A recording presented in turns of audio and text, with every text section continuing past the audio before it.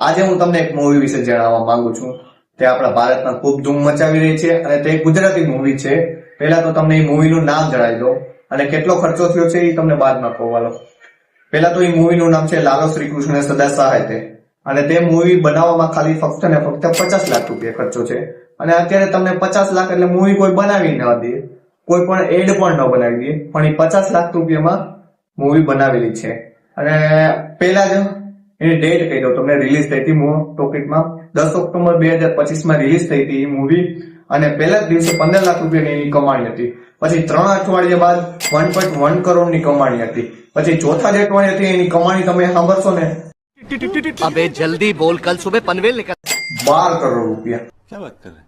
12 કરોડ એટલે કેટલાય થાય, કારણ કે 1.1 કરોડ ત્રીજા જ અઠવાડિયા અને પછી ચોથા જ અઠવાડિયામાં સીધા 12 કરોડ એટલે બહુ મોટી વાત કહેવાય. અત્યારે ફિલહાલમાં એ 40 થી 50 કરોડ રૂપિયા કમાય છે મૂવી.